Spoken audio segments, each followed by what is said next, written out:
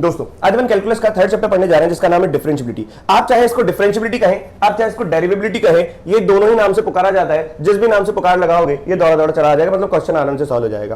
देखो कैलकुलस का third chapter क्यों? क्योंकि पहला चैप्टर है लिमिट, दूसरा चैप्टर है कंटिन्यूटी और तीसरा चैप्टर अपना डिफरेंशियबिलिटी। कैसे लिंक है ये तीनों चैप्टर वो अपन बात करेंगे। इस चैप्टर के अंदर देखो नाम लिखा हुआ है डिफरेंशियबिलिटी। अगर आप वर्ड को देखोगे तो डिफरेंशियबिलिटी, यहां पे डेरिवेबल तो यहां पे एबिलिटी वर्ड आपको बार बार चमक रहा होगा कि मतलब डिफरेंशियबिलिटी में भी एबिलिटी आ रहा है और डेरिवेबिलिटी में भी एबिलिटी आ रहा है। इसका मतलब सर यहां पर एबिलिटी है, इसका मतलब काबिलियत। एबिलिटी मतलब क्या? काबिलियत। तो भैया काबिलियत क्या होनी चाहिए कि ये फंक्शन डिफरेंशिएट हो।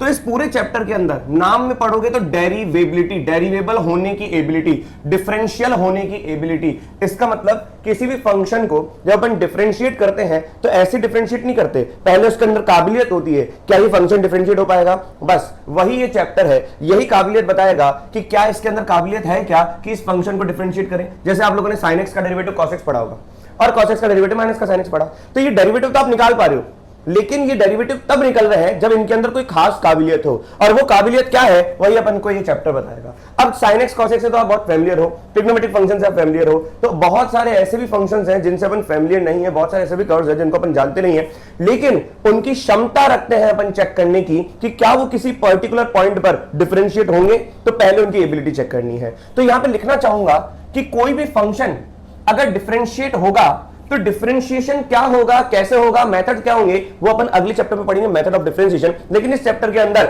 वो मेथड ऑफ डिफरेंशिएशन में तो अपन ये सीखेंगे डिफरेंशिएट कैसे करेंगे, लेकिन इस चैप्टर के अंदर ये सीखेंगे कि भैया ये फंक्शन डिफरेंशिएट होगा कि डिफरेंशिएट नहीं होगा। इसीलिए है डिफरेंशिएबिलिटी, काबिलियत, किसकी? फंक्शन की डिफरेंशिएट होने की काबिलियत। So this chapter is all about, लिखते चलिए विद्यार्थियों, this chapter is all about This chapter is all about finding the ability of the function to have its derivative or not। तो विद्यार्थी इतना तो समझ में आ गया कि इस पूरे चैप्टर में अपन करने का जाने, कोई भी फंक्शन दे रखा होगा, हम ये देखेंगे उस पॉइंट पर ये डिफरेंशिएट होगा कि नहीं होगा, डिफरेंशिएशन कैसे होगा बाद वाली बात है, लेकिन वहां पर डिफरेंशिएबल होगा कि नहीं होगा। तो फंक्शन के डिफरेंशियल होने की कंडीशंस देखेंगे, काबिलियत देखेंगे। अच्छा, आपके सामने मैं कर्व बनाऊंगा, लेकिन उससे पहले अगर मैं आपसे ये पूछूं कि बताओ एवरेज रेट ऑफ चेंज, जो फिजिक्स में आप लोग दो चीज पढ़ चुके हो, average rate of change. Average rate of change क्या होता है? जैसे मैंने कहा डेल वाई, इसका मतलब क्या हुआ? y2 माइनस y1, और अब मैंने लिखा डेल x, इसका मतलब क्या है? x2 माइनस का x1। तो ये होता है एवरेज चेंज। मतलब आपके सामने अगर एक्टिवा निकल के जा रही है तो आप आराम से उसको यहां से लेकर वहां तक, जब तक वो गली से बाहर नहीं निकल जाती तब तक अपन उसको तहारते रहते हैं, निहारते रहते हैं, देखते रहते हैं। लेकिन एक पॉइंट होता है instantaneous rate change. Instantaneous rate change क्या कहता है? Instantaneous rate of change. कुल मिलाकर अगर आपके सामने एक्टिवा हटा के अगर अपन हायाबुसा लेके आ जाए तो क्षण मात्र के लिए आपको दिखेगी, उसके बाद तो सीधा गायब हो जाएगी। तो आप देखिए तो मतलब कितनी तेजी से अगर वो निकल रहा है, तो किसी क्षण मात्र के लिए आपने उसको देख पाए। अब आप उसको अगर देख पाए तो कोई पर्टिकुलर टाइम के लिए, तो यहां पे हो जाएगा लिमिट वो time del x approaches to 0। मतलब जो दूरियां थी, जो डिस्टेंस थी वो कम हो गई, मतलब जो टाइम था वो कम हो गया, तो कम हो गया तो क्षण मात्र के लिए देखा आपने। तो यहां पर क्या हो जाएगा? Del Y upon del X. तो limit del x approaches to 0, तो यहां पर ये हो गया आपका limit del x approaches to 0 में ये बहुत करीब आ गया, तो ये कहलाता है इंस्टेंटेनियस रेट ऑफ चेंज। तो एवरेज रेट ऑफ चेंज और इंस्टेंटेनियस रेट ऑफ चेंज, और यही आपने पढ़ा था फिजिक्स के अंदर कि ये dy बाय dx होता है। इसी कंसेप्ट को मैं मैथमेटिक्स में थोड़ा सा आपको ढंग से समझाना चाहूंगा फंक्शन को लेकर। अब देखिए इसको ध्यान से, लेकिन यहां पर अगर मैं बहुत 10th क्लास में या 9th क्लास में आप लोगों ने सर्कल, 9th क्लास में आप लोगों ने सर्कल चैप्टर पढ़ा होगा, उसकी डेफिनेशन के अंदर आप लोगों ने कहीं ना कहीं टेंजेंट देखा होगा। सर्कल चैप्टर के अंदर आप लोगों ने टेंजेंट देखा होगा, तो टेंजेंट की डेफिनेशन आप लोगों ने वहां पे अच्छे तरीके से पढ़ी होगी कि टेंजेंट क्या होता है? It is the limiting case of secant, limiting case of secant. क्योंकि यहां पे अपन टेंजेंट की बात करेंगे ही सही, और कैसा लिंक होगा मैं आपको ये बताऊंगा। तो ये तो चीजें जो अपन ने फिजिक्स में पढ़ी है ना, अब ये कैसे रिलेटेड है इन सब मैथ्स की चीजों से, ये देखिए आपके सामने मैं कोई कर्व बना रहा हूं, that will be y equals to fx, y equals to fx का कर्व है। मैं किसी पर्टिकुलर पॉइंट पर अगर मैं बात करना चाहूं, लेट्स सपोज से मैं यहां पर पॉइंट पर बात करना चाहूंगा x इक्वल्स टू a पर, तो इस कर्व पर किसी a पॉइंट पर अगर मैं बात करूंगा तो इसकी फंक्शनल वैल्यू क्या हो जाएगी? ये हो जाएगा a comma f of a, मतलब a पर वैल्यू दे रहा है ये f ऑफ a, तो इसके कोऑर्डिनेट्स हो गई। अगर मैं ये वाला पॉइंट को a पॉइंट बोल देता हूं और थोड़ी सी दूरी पर, थोड़ी सी दूरी मतलब कि x एक्सिस के अंदर अगर मैं x पर खड़ा हूं तो मैं h दूरी अगर देखूं तो ये वाली हो जाएगी h दूरी, और h दूरी पर अगर मैं कोई पॉइंट सेलेक्ट करूंगा तो ये वाला हो जाएगा, इसको मैं नाम दे देता हूं b नाम, हाँ या ना। अब क्योंकि h दूरी ली है, x दूरी पर मैं खड़ा हूं, तो ये वाला पॉइंट क्या हो जाएगा a प्लस h, तो ये वाला पॉइंट हो गया a प्लस h, और इस पर फंक्शन की वैल्यू क्या आएगी f of a plus h, हाँ या ना। तो मैंने a से h दूरी पर अगर एक पॉइंट लिया तो a प्लस h हो गया, उसमें फंक्शनल वैल्यू ये हो गई। ठीक उसी तरीके से मैं एक पॉइंट b ले रहा हूं, c ले रहा हूं h दूरी पर पीछे, अगर मैं पीछे h दूरी पर कोई पॉइंट लूंगा तो इसका मतलब ये हो जाएगा a माइनस का h, और इस पर फंक्शनल वैल्यू आ जाएगी f of a minus h। चीजों को समझने की बिल्कुल बिल्कुल कोशिश करिएगा। मैंने आगे एक पॉइंट इसलिए लिया ताकि मैं सीकेंड बना पाऊं, मैं a और b को ज्वाइन कर पाऊं, हाँ या ना। तो a और b को मैंने ज्वाइन कर दिया, और मैंने पीछे एक पॉइंट लिया, मैं यहां पे भी सीकेंड बनाना सकता हूं, तो ये बन गया। अब a पॉइंट आप मान के चलो फिक्स है, a पॉइंट क्या है फिक्स है, और फील करो, मान लो ये b पॉइंट यहां पर होता तो सीकेंड यहां होती, b पॉइंट यहां होता तो सीकेंड यहां होती। अब a पॉइंट तो फिक्स है मान लो, अब b के ऊपर क्या है, b एक मूविंग पॉइंट है, आराम से फिसल फिसल के आ सकता है a के पास। अभी अगर मैं बात करूं स्लोप ऑफ AB की, तो आप बताओ स्लोप ऑफ AB के बारे में क्या कहोगे। y2 minus y1 upon x2 minus का x1, ये पढ़ने पड़ा था कि अगर दो पॉइंट अपने को दे रखे हैं, या ये वाली दूरी कितनी है tan थीटा, ये अगर थीटा मान लेता हूं तो tan थीटा कितना होता है, आप लोगों ने पढ़ा था tan थीटा। इन दो हाइट के बीच की दूरी, यहां से लेकर यहां तक की दूरी कितनी है f of a plus h, और इसकी दूरी कितनी है f ऑफ a, तो ये डिस्टेंस कितना आ गया a और b का y एक्सिस पर, that will B f of a minus a plus h minus का f ऑफ a। ये आया कि नहीं आया, ये आ गया डिस्टेंस, और यहां पर हाइट h है। तो कुल मिलाकर ये a और b दो पॉइंट के बीच की y एक्सिस की दूरी आ गई, या यूं कह दो, और ये दो पॉइंट के बीच की x एक्सिस की दूरी आ गई, ये वाला पॉइंट है a प्लस h, ये वाला पॉइंट है a, तो इनकी दोनों की दूरी आ गई h। तो कुल मिलाकर tan थीटा क्या हो जाएगा, tan थीटा हो जाएगा परपेंडिकुलर अपॉन बेस, या यूं कह दो कि अगर आपने स्ट्रेट लाइन पढ़ रखा है तो y2 minus y1 upon x2 minus x1, आपको दोनों ही केस में इस सीकेंड का स्लोप मिल रहा है। तो ये कितना हो जाएगा, f of a plus h minus का f ऑफ a, ये हो गया परपेंडिकुलर, और ये हो गया base, that will B h, तो ये हो गया स्लोप ऑफ AB, हाँ या ना। अब बताओ ये तो ठीक है, अगर मैं पूछूं पीछे की साइड जो मैंने यहाँ पे C पॉइंट कंसिडर किया, ये भी तो एक सीकेंड है, इस सीकेंड का अगर मैं स्लोप ढूंढने की कोशिश करूं तो स्लोप ऑफ AC क्या होगा, स्लोप ऑफ AC हो जाएगा, अभी ये वाला पॉइंट आगे है तो ये वाला f है ऊपर, और यहां पर C पॉइंट ये है, तो अब ये वाला पॉइंट हो गया, इसकी फंक्शनल वैल्यू क्या हो गई f of a minus h। तो इन दोनों के बीच की दूरी, इन दोनों के बीच की दूरी को मैं यहां लिख देता हूं f ऑफ a माइनस का f of a minus h, बोलो हाँ।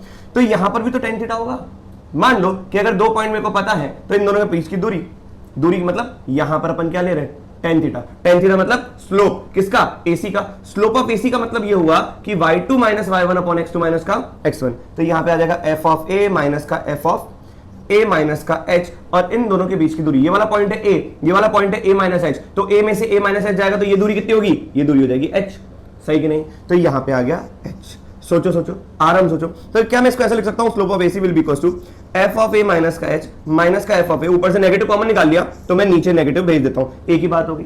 तो स्लोप ऑफ AC ये है। अब इस मूवमेंट का आप ये समझो कि अगर मैं ये b जो मूविंग पॉइंट है ये धीरे धीरे धीरे धीरे a के करीब आता जा रहा है। अब जब ये a के करीब आएगा तो आप खुद सोचो क्या स्लोप कम होगी, क्योंकि h कम हो रहा है, h अगर कम हो रहा है तो जो दो पॉइंट है a और b उनके y एक्सिस की दूरियां भी कम हो रही है, उनकी दूरियां कम हो रही है क्योंकि x एक्सिस ये b पॉइंट है a के करीब आता जा रहा है, तो a और b की x एक्सिस वाली डिस्टेंस है वो भी करीब हो रही है, तो y एक्सिस वाली डिस्टेंस भी कम हो रही है, हाँ या ना, एकदम डायरेक्टली प्रोपोर्शनल है। वापस से ये b पॉइंट यहां पर आ गया और करीब आ गया तो ये और कम हो गया। अब बताओ एक पॉइंट पर सीकेंड का स्लोप कम होते होते होते होते जब ये ए पॉइंट के बहुत करीब आ जाएगा तो यही चीज अगर मैं सीकेंड बनाऊंगा तो ये चीज सीकेंड नहीं बनेगी, क्या बन जाएगा, टेंजेंट। जब आप बी पॉइंट यहां पर था तो आपने ए और बी को ज्वाइन किया, जब बी पॉइंट यहां पर हुआ तो आपने ए और बी को ज्वाइन किया, जब बी पॉइंट यहां पर हुआ तो आपने ए और बी को ज्वाइन किया, तो क्या टेंजेंट बनने की कोशिश कर रहा है ना। तो जो सीकेंड था वो सीकेंड बनता जा रहा है, लेकिन वो कब तक बरकरार रहेगा, जब तक बी पॉइंट ए के बहुत करीब ना आ जाए। थोड़ी सी दूरी पर होगा तो सीकेंड बनेगा, लेकिन ए के बहुत करीब आ जाएगा तो इसका मतलब क्या हो जाएगा, टेंजेंट बन जाएगा। तो यहीं पर तो क्या है, लिमिटिंग केस हो गया ना, कि मतलब बी पॉइंट ए के करीब आ रहा है। तो मैं यही चीज कह रहा हूं कि अगर मैं लिमिट लगा देता हूं कि बी ए के करीब आ जाता है स्लोप ऑफ ए बी, तो अभी तक तो ये सीकेंड बन रहा था, लेकिन अब ये चीज क्या बन जाएगी, अब ये चीज बन जाएगी आपकी इंस्टेंटेनियस रेट चेंज, क्योंकि B अब A के बहुत करीब आ चुका है। तो क्या मैं वैसा लिख सकता हूं कि जब B A के बहुत करीब आएगा तो H जो है वो बहुत बहुत बहुत बहुत इन्फाइनेटली स्मॉल क्वांटिटी होगा, तो H is approaches to zero. यहां पे हो जाएगा f of a plus h minus का f of a upon h। तो जो यहां पे सीकेंड का स्लोप था अब वो टेंजेंट का स्लोप बन जाएगा, तो मतलब यहां पे टेंजेंट बन गई। अब इसी प्रकार से अगर आप पीछे देखोगे पीछे जो मैंने सी पॉइंट लिया था, ये भी मूविंग पॉइंट है। ये जब ए के करीब जाने की कोशिश करेगा तो देखो यहां पर सेकंड ये बना, ये और करीब जाएगा तो सेकंड बना, और करीब जाएगा सेकंड बना, एकदम करीब आ जाएगा तो इस पॉइंट पर जब मैं सेकंड बनाऊंगा तो टेंजेंट बन जाएगा, हाँ या ना। तो पीछे वाले से भी ये हो सकता है कि जब लिमिट सी अगर ए को अप्रोच कर रहा है तो स्लोप ऑफ AC जो सेकंड का स्लोप था अब वो टेंजेंट बनने जा रहा है, तो यहां पे टेंजेंट का स्लोप हो जाएगा। ये किसका स्लोप होगा विद्यार्थियों? टेंजेंट का स्लोप होगा। तो कुल मिलाकर ये क्या बना? Limit h approaches to 0। तो जो दूरी h थी C के करीब जाने से वो दूरी h कम होती गई, इतना करीब चला गया कि वो टेंजेंट बन गया, मतलब जस्ट ओवरलैप करने वाली बात आ गई, तो इसलिए h भी बहुत कम हो गया। तो यहां पर क्या आ जाएगा? यहां पर आ जाएगा f ऑफ a माइनस का h माइनस का f of a upon h। अब आप देखो, जो लेफ्ट हैंड साइड से आपने टेंजेंट बनाई थी और आपने एक राइट साइड से टेंजेंट बनाई, ये टेंजेंट का स्लोप अगर सेम होगा तो मैं कहूंगा ए पर यूनिक टेंजेंट बनी है। अगर इसका स्लोप सेम नहीं हुआ इससे तो यूनिक टेंजेंट नहीं बनी। मान लो एक स्लोप ये आ गया, दूसरा स्लोप थोड़ा सा ऐसा रह गया, तो ये यूनिक टेंजेंट तो ही ना। ये यूनिक टेंजेंट इस पॉइंट पर तभी रहेगा जब ये पूरा का पूरा ऐसा बने, मतलब इस लाइन पर इसके राइट हैंड साइड पर जो टेंजेंट बनी उसका स्लोप और इसके लेफ्ट हैंड साइड पर जो टेंजेंट बनी उसका स्लोप सेम होना चाहिए। इसका मतलब क्या मैं ये कहूंगा कि उस पर्टिकुलर पॉइंट पर एक यूनिक टेंजेंट बनी चाहिए विद फाइनाइट स्लोप। तो बस यही कंसेप्ट है डिफरेंशियबिलिटी का कि उस पॉइंट पर अगर यूनिक टेंजेंट बन जाता है तो उस पॉइंट पर आप फंक्शन को डिफरेंशिएट कर सकते हो। और थोड़ा गहराइयों में जाने की कोशिश करते हैं तो आप ये समझो कि जब राइट हैंड साइड से आपने टेंजेंट बनाने की कोशिश करी तो टेंजेंट नहीं बनी, पहले बनी थी सेकेंड, और उस सेकेंड का लिमिटिंग केस जो आया था that will be the tangent from the right hand side, जिसको अपन बोलते हैं राइट हैंड डेरिवेटिव। क्या बोलते हैं? Right hand derivative. और वो और कुछ नहीं होता, वो होता है limit h approaches to 0 f of a plus h minus का f of a upon h। और जो आपने लेफ्ट साइड से सेकेंड बनाया था और उसका लिमिटिंग केस जो टेंजेंट बना था वो होता है LHD, जिसको अपन बोलते हैं लेफ्ट हैंड डेरिवेटिव। बिल्कुल नाम आप लिखिए, left hand derivative, right hand derivative. या आपने लेफ्ट साइड से टेंजेंट बनाने की कोशिश करी मतलब सेकेंड का लिमिटिंग केस, या आपने राइट साइड से टेंजेंट बनाने की कोशिश करी मतलब सेकेंड का लिमिटिंग केस, तो ये हो जाएगा f ऑफ a माइनस का h माइनस का f of a upon minus h। जब लेफ्ट हैंड डेरिवेटिव और राइट हैंड डेरिवेटिव ये दोनों के दोनों बराबर हो गए तो मैं कहता हूं कि एट a जब लेफ्ट हैंड डेरिवेटिव मतलब limit h approaches to 0 f of a minus का h माइनस का f of a upon minus का h, ये बराबर होगा limit h approaches to 0 f of a plus h minus का f of a upon h के। जब right hand derivative बराबर लेफ्ट हैंड डेरिवेटिव होगा तो मैं कहूंगा, और ये क्वांटिटी क्या होनी चाहिए? फाइनाइट, क्योंकि भैया यही तो स्लोप है, यही क्या है? स्लोप। ये स्लोप है ना, सेकंड का स्लोप था, लिमिटिंग केस लगा, टेंजेंट का स्लोप हो गया। तो यहां पे टेंजेंट का स्लोप जो फाइनाइट आया और लेफ्ट हैंड साइड से और राइट हैंड साइड से अगर ये दोनों यूनिक हो गए, यूनिक भी तो फाइनाइट होंगे, ये दोनों सेम हो गए, तो हम कहेंगे it implies that at x equals to a unique tangent exists with finite slope।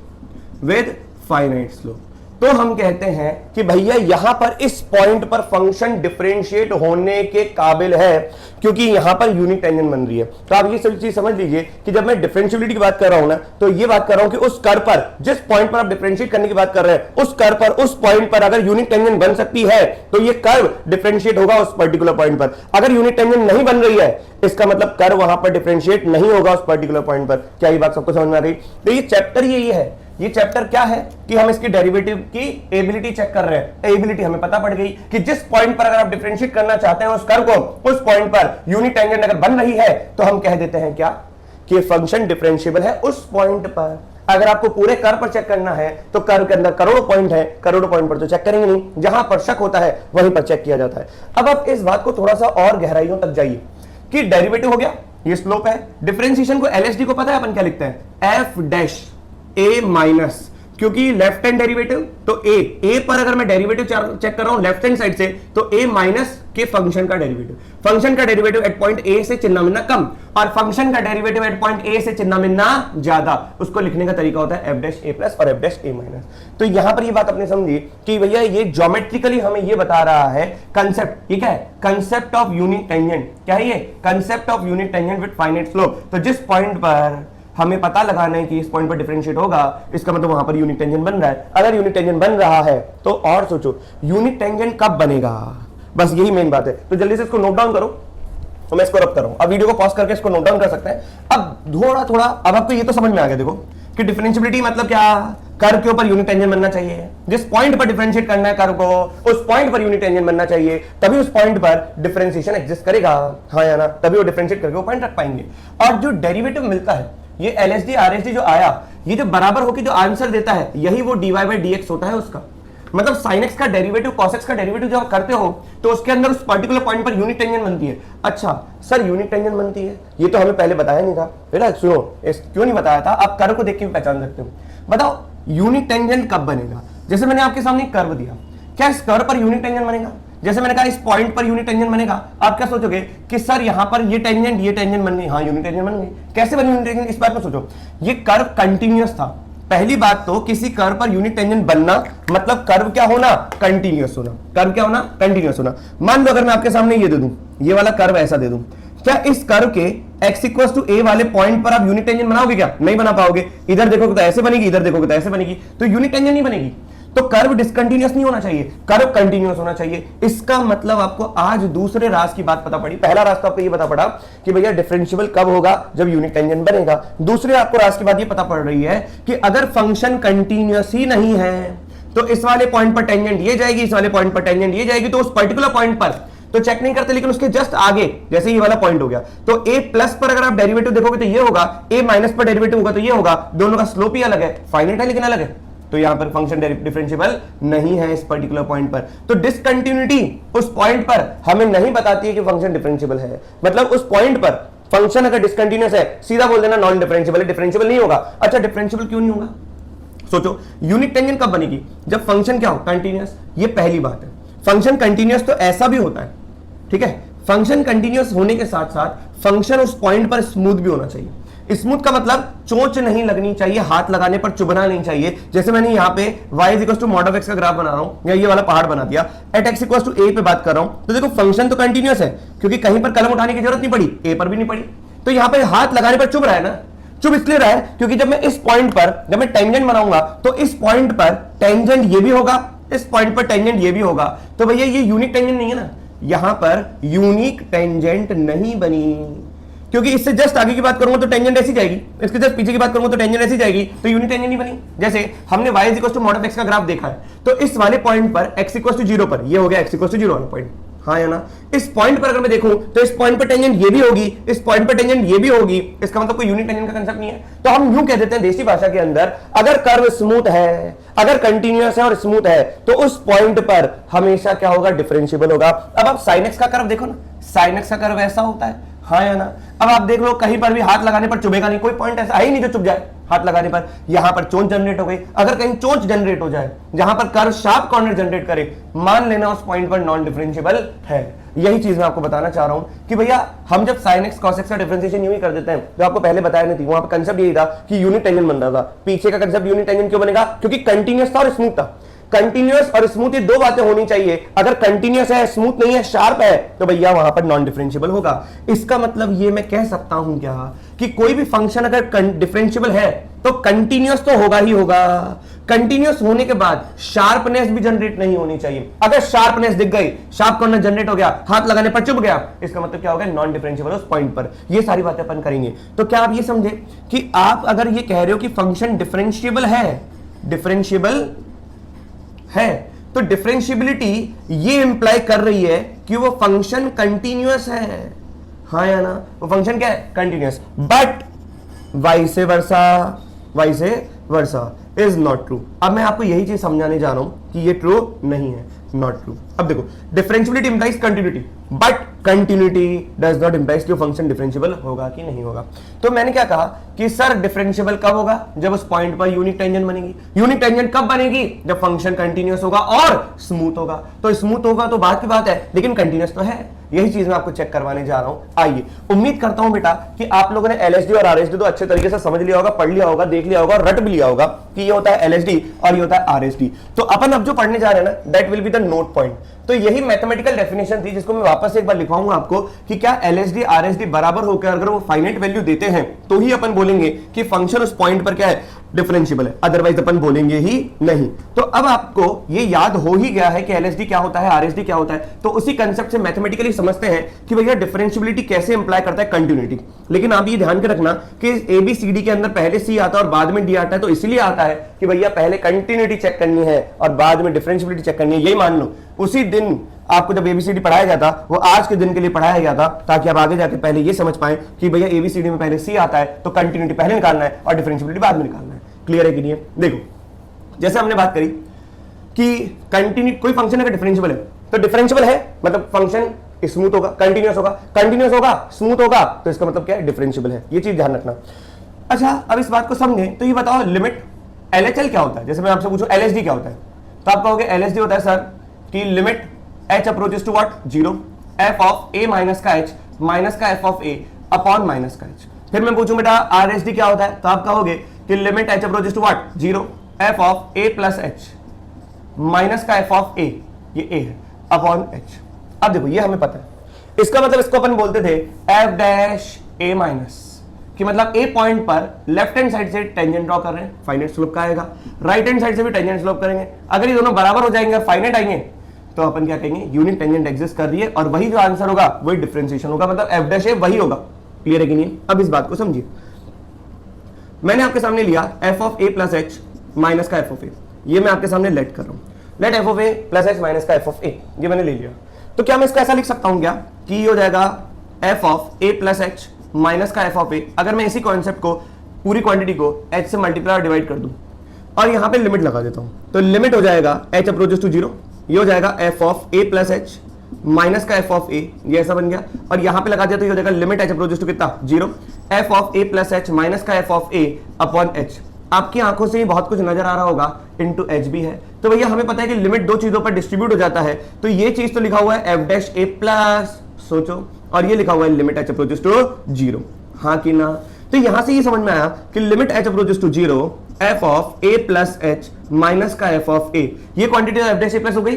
अब लिमिट h अप्रोचेस 0, कोई इंटीग्रल फॉर्म तो है नहीं, ये क्वांटिटी 0 को जा रही है, तो यहां पे 0 इंटू समथिंग 0 बना, और यहां पर देखो कि ये हो जाएगा limit h approaches to 0 f of a plus h, क्योंकि यहां पर h है ही नहीं तो माइनस का f ऑफ a है, तो ये माइनस का f ऑफ a यहां लगा रहा हूं, लिमिट यहां पे लगाने की आवश्यकता नहीं है, ये भाई सब इधर आ जाएंगे, तो ये हो जाएगा f of a is equal to limit h approaches to 0 f of a plus h, जिसको आप प्यार से क्या कहते हो, f ऑफ a प्लस। क्या ये राइट हैंड लिमिट हो गया, क्या ये वैल्यू ऑफ फंक्शन हो गया? क्या मैं सिमिलरली ऐसा बोल सकता हूं कि सिमिलरली हम ये बोल सकते हैं कि ये f of a minus h minus का f ऑफ a, या यूं कि f of a minus h limit h approaches to 0, ये भी f ऑफ a के बराबर होगा। बस यहां पर क्या लेना पड़ेगा, f of a minus h minus का f of a upon minus का h से दोनों साइड मल्टीप्लाई करना पड़ेगा, तो काम पूरा वही है। तो हमने ये कह दिया, तो इसको मैं फर्स्ट बोल देता हूं, इसको मैं सेकंड बोल देता हूं, तो फ्रॉम 1 and 2 हमने ये बोल दिया कि वैल्यू ऑफ फंक्शन बराबर है लिमिटिंग वैल्यू के, किसके, लिमिटिंग वैल्यू के, क्योंकि f ऑफ a बराबर होगा f ऑफ a प्लस बराबर होगा f ऑफ a माइनस, और यही राज की बात है, इट इंप्लाइज दैट कि fx is continuous at x equals to a। तो ध्यान रखना, हम ये बोलेंगे कि यदि कोई फंक्शन डिफरेंशिएबल है, यूनिट टेंजेंट आ रही है, तो भैया फंक्शन कंटिन्यूअस तो होगा ही होगा, और वहां पर यूनिट टेंजेंट तब बनेगी जब वो फंक्शन स्मूथ होगा। तो डिफरेंशियबिलिटी ये इंप्लाई करती है कंटिन्यूटी, डिफरेंशियबिलिटी क्या इंप्लाई करती है, कंटिन्यूटी। अगर कोई फंक्शन डिफरेंशिएबल है तो इसका मतलब वो कंटिन्यूअस है, लेकिन अगर कोई फंक्शन कंटिन्यूअस है तो इसका मतलब ये नहीं है कि वो उस पॉइंट पर डिफरेंशिएबल होगा। मतलब उस पॉइंट पर डिफरेंशिएबल होने का मतलब उस पॉइंट पर जरूरी नहीं कि यूनिट टेंजेंट एग्जिस्ट करे। जैसे एग्जांपल के तौर पे y is equal to mod of x की बात कर रहे हैं। अब जैसे अपने मॉड ऑफ x की बात करी, इसका मतलब यहां पर इसका ग्राफ में जानता हूं कि 0 पर चोंच बनाएगा, तो ये बन गई, तो ये ग्राफ कंटिन्यूअस तो है, continuous at x equals to 0 but non differentiable at x equals to 0, क्योंकि इस 0 वाले पॉइंट पर आपको यूनिट टेंजेंट नहीं मिलेगी, ये भी इस वाले पॉइंट पर टेंजेंट होगा, ये भी इस वाले पॉइंट पर टेंजेंट होगा, दोनों फाइनाइट लेकिन यूनिक नहीं है। क्या विद्यार्थी ये बात आपको समझ में आ गई? तो इसका मतलब ये है पहला पॉइंट क्लियर हुआ। आइए पहला पॉइंट क्लियर करने के बाद मैं आपको समझाता हूं दूसरे पॉइंट के बारे में। दूसरा पॉइंट देखो कैसा, तो पहले अपन ने क्या क्लियर किया कि भैया डिफरेंशियबिलिटी इंप्लाइज कंटिन्यूटी। दूसरी बात समझो कि अगर कोई पॉइंट पर कोई फंक्शन है ही डिसकंटिन्यूअस, तो सीधा क्या बोलोगे, सीधा बोल देना नॉन डिफरेंशिएबल। जैसे एग्जांपल के तौर पे ये मैंने आपके सामने ये रखा, क्या a पर x इक्वल्स टू a पर क्या फंक्शन कंटिन्यूअस है? Function is not continuous at x equals to A. तो a पर फंक्शन कंटिन्यूअस ही नहीं है, तो जब मैं इस पर टेंजेंट बनाऊंगा तो इसकी टेंजेंट अलग जाएगी, इसकी टेंजेंट अलग जाएगी, दोनों सेम टेंजेंट तो होंगी नहीं। इसकी टेंजेंट कुछ इस प्रकार से बनेगी, इसकी टेंजेंट कुछ इस प्रकार से बनेगी, तो दोनों की अलग अलग टेंजेंट होगी। दोनों भले फाइनाइट हो सकता है एक इनफाइनाइट एक फाइनाइट हो, कुछ कह नहीं सकते, जो भी कर्व होगा वो तो डिपेंड करता है क्वेश्चन के ऊपर। लेकिन ये चीज समझिए कि अगर कोई फंक्शन ए पॉइंट पर कंटिन्यूअस नहीं है, इसका मतलब डिसकंटिन्यूअस है, तो वहां पर यूनिट टेंजेंट एग्जिस्ट नहीं करेगी। तो दूसरा पॉइंट जो है सीधा बोल देना, अगर कोई फंक्शन डिसकंटिन्यूअस है, क्या है? डिसकंटिन्यूअस। तो डिसकंटिन्यूअस या डिसकंटिन्यूटी इंप्लाइज नॉन डिफरेंशिएबल। क्या इंप्लाई करता है? Non differentiable. अगर कोई फंक्शन डिसकंटिन्यूअस है किसी पॉइंट पर, discontinuity at x equals to a, तो non differentiable at x equals to a। क्या ये बात सबको समझ में आ गई? जैसे मैं आपके सामने एक एग्जांपल LHD RHD से सॉल्व करके दिखा रहा हूं ताकि आपको ज्यादा समझ में आएगा। ठीक है, ये आपको यहां तक ये समझ में आया, डिफरेंशिएबिलिटी एबिलिटी है किसी फंक्शन के डिफरेंशिएट होने की। डिफरेंशिएट होगा तब जब वो उस पॉइंट पर यूनिट टेंजेंट बनाएगा, यूनिट टेंजेंट बनाएगा तब जब उस पॉइंट पर कोई शार्प कॉर्नर नहीं होगा, वो कर्व कंटिन्यूअस होगा, एकदम स्मूथ होगा, हाँ या ना? कहीं कोई शार्पनेस नहीं होनी चाहिए, कहीं कोई टूट-फूट नहीं होनी चाहिए। अगर शार्पनेस आ गई तो कंटिन्यूअस होगा लेकिन डिफरेंशिएबल नहीं होगा। अगर टूट-फूट हो गई तो वहां पर यूनिट टेंजेंट बनेगी नहीं, तो नॉन डिफरेंशिएबल हो जाएगा। क्या ये बात आपको समझ में आ गई? जैसे एग्जाम्पल के तौर पर मैंने कहा y is equal to mod of x है कि नहीं है? अब इस बात को बहुत लॉजिकली समझिएगा, बहुत अच्छा पॉइंट मैं आपको बताना जा रहा हूं, है ना? इसको समझ लिया तो बस लाइफ सेट है ना? यही इंट्रोडक्शन था पूरा का पूरा डिफरेंशिएबिलिटी का। जैसे लिखा हुआ है y is equal to mod of x, और मैं चाहता हूं कि check derivability at x equals to 0। मतलब फंक्शन डिफरेंशिएट होगा कि नहीं होगा x इक्वल्स टू 0 पर। डिफरेंशिएट होके क्या आएगा, ये बात की बात है, होगा कि नहीं होगा ये इस चैप्टर की बात है, हाँ या ना? अब देखो, क्या मैं ऐसा कह सकता हूं कि पहले अगर अपन इसका कर्व बना रहे हैं, जैसे LHD RHD के माध्यम से सॉल्व करूंगा, तो बताओ मैथमेटिकल डेफिनेशन क्या है? मैथमेटिकल डेफिनेशन तो विद्यार्थियों हमारी थी LHD बराबर RHD बराबर फाइनाइट होना चाहिए, हाँ या ना? Finite quantity. LHD क्या था? f' a माइनस, RHD क्या था? f' a प्लस, एकदम रटा हुआ होना चाहिए। अगर ये फाइनाइट आ जाएगा तो अपन बोल देंगे। तो LHD क्या है? f' 0 माइनस, क्योंकि मैं 0 पे चेक कर रहा हूं। तो बताओ होता क्या है? LHD अगर अपन वापस से लिख के बताऊं मैं आपको, तो लिमिट h अप्रोचेस टू 0, ये हो जाएगा f ऑफ a माइनस का h माइनस का f ऑफ a अपॉन कितना? माइनस का h, हाँ या ना? तो खुद सोचो, खुद दिमाग लगाओ कि अगर मैं a की जगह 0 रखूंगा तो मैं 0 पे चेक कर रहा हूं, क्योंकि मेरे को चेक करनी है 0 पर, तो a क्या हो जाएगा? 0। तो ये हो जाएगा लिमिट h अप्रोचेस टू 0, यहां पर आ गया f ऑफ 0 माइनस का h माइनस का f ऑफ शुद्ध 0 अपॉन कितना? माइनस का h।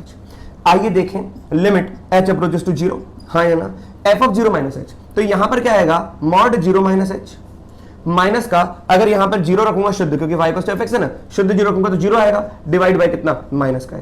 हम सबको पता है, बचपन से ही पता है, किसी भी नेगेटिव क्वांटिटी का मॉड क्या होता है? क्वांटिटी पॉजिटिव हो जाएगी, 1 माइनस का h। ये काटा तो माइनस का 1 आ गया, हाँ या ना? अगर RHD भी माइनस 1 आएगा तो बात बन जाएगी। तो यहां पे लिखा RHD f' 0 प्लस, 0 प्लस का मतलब हो गया limit h approaches to 0, f of 0 plus h minus का f ऑफ 0 अपॉन कितना? h।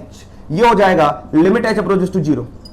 अब बताओ यहां पे क्या रखूंगा? 0 प्लस h, तो ये हो जाएगा मॉड ऑफ h माइनस का शुद्ध 0 अपॉन h। अच्छा, h एक पॉजिटिव क्वांटिटी थे, h is very very small, कोई डाउट नहीं होना चाहिए आपको इसमें। h क्या है? बहुत छोटी positive small quantity, h is very very small positive quantity, कोई डाउट नहीं होना चाहिए विद्यार्थियों। तो यहां पे आ जाएगा h अपॉन h, काट पीट के लिखा 1, तो ये हो जाएगा limit h approaches to what? 0। तो ये 1 आ गया। अब बताओ क्या LHD क्या RHD बराबर है? नहीं है। इसका मतलब ये हो गया कि function is not derivable at x equals to what? 0। ये तो छोटा सा एग्जांपल था। तो जब अपन चेक करेंगे तो LHD RHD अलग निकालना पड़ेगा। अगर वो दोनों बराबर होकर फाइनाइट क्वांटिटी आ रहे हैं, भले फाइनाइट आ जाए लेकिन बराबर नहीं है तो भी नॉन डिफरेंशिएबल, एक इनफाइनाइट आ जाए कि फाइनाइट आ जाए तो भी नॉन डिफरेंशिएबल, दोनों फाइनाइट इनफाइनाइट आ जाए तो भी नॉन डिफरेंशिएबल, क्योंकि भैया फाइनाइट क्वांटिटी होनी चाहिए, हाँ कि ना? अब अगर आपको इसको अलग तरीके से सोचना है तो ये फंक्शन क्या है? डेरिवेबल नहीं है।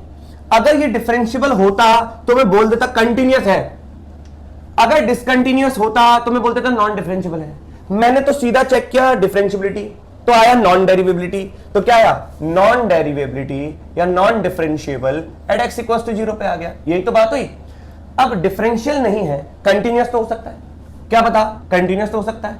अब देखो दूसरा तरीका, अगर आपको किसी फंक्शन का ग्राफ बनाना आता है, जैसे मेरे को y equal to fx equal to mod of x आता है, एक तो बात हो गई ये। अगर आपको कर्व बनाना नहीं आता तो आप ऐसे चेक करो LSD RSD से। अगर आपको कर्व बनाना आता है तो आप क्या करो कि मॉड x का मेरे को कर्व बनाना आता है, कर्व से आप देख लो कि यहां पर चोंच जनरेट हो रही है। अगर 0 पर चोंच जनरेट हो रही है, शार्प कॉर्नर है, तो भैया सीधा सीधा ये लिखो शार्प कॉर्नर, और बिल्कुल कॉन्फिडेंस हो गया लिखो this non differentiable at x equal to 0। हाँ या ना?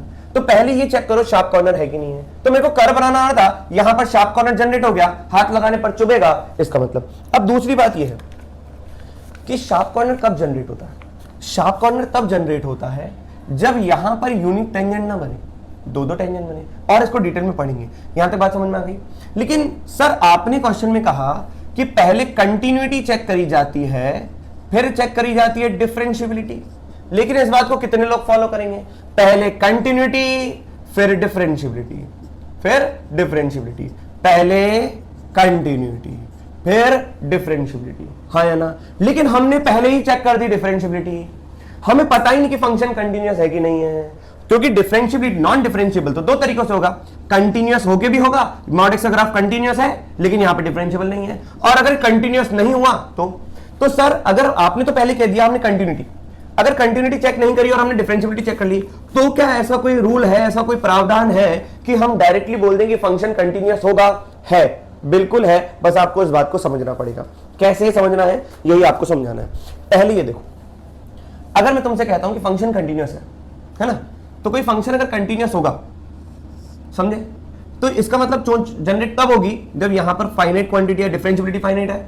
सोचना, जब मैं ऐसा बोल रहा हूं, ये कर्व है, यहां पर ये वाला है, ये वाला है, y is equal to x हो गया, ये हो गया y is equal to minus का एक्स, मतलब मैं function f x equal to mod of x जो है, मैं इसको रिडिफाइन कर रहा हूं। अब इसको रिडिफाइन कैसे कर सकते हैं? जब x is greater than equal to 0 और x इज लेस देन 0। सोचिएगा बेटा ध्यान से।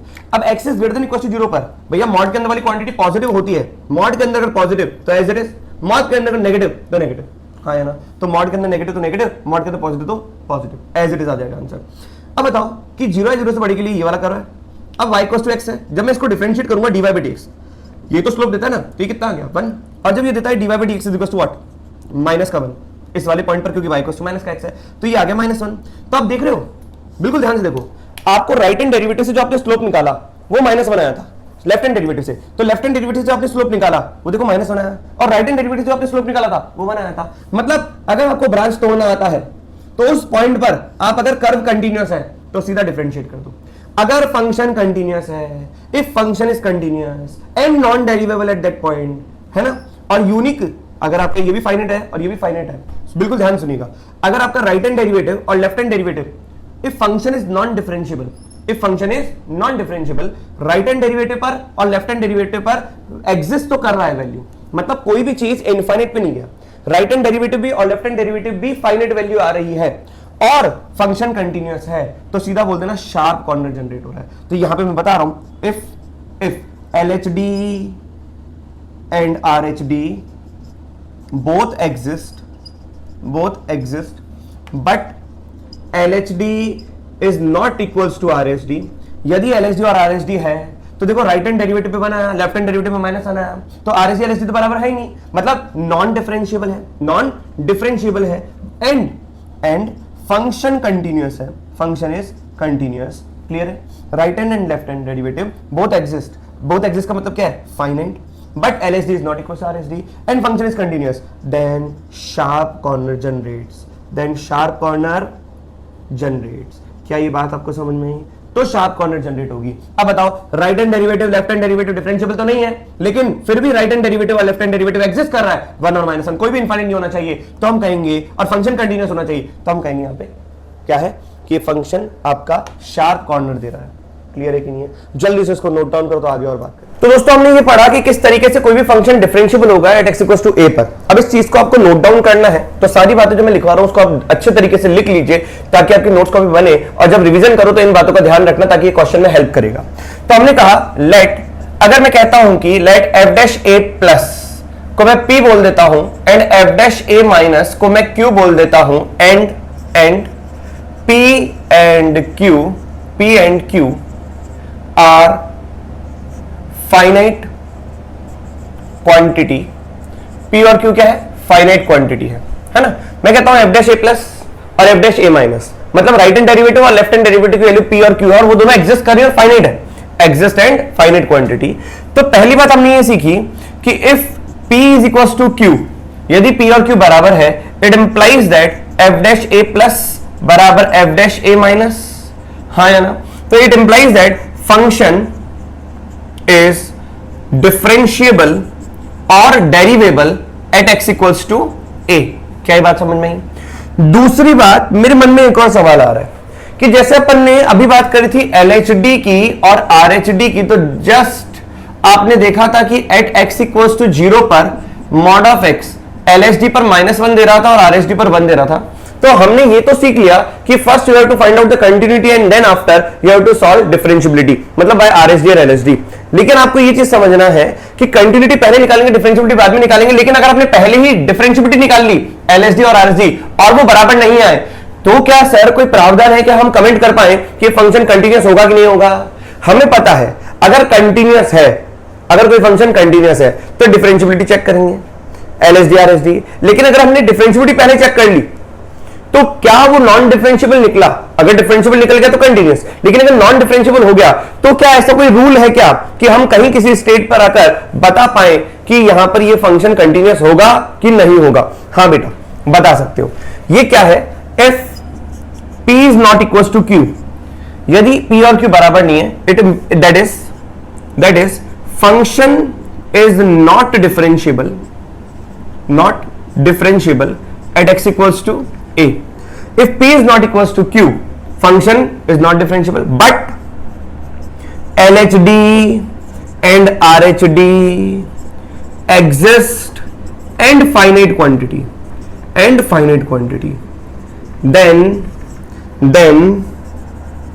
fx is surely continuous at x equals to a। बस ये समझो आप।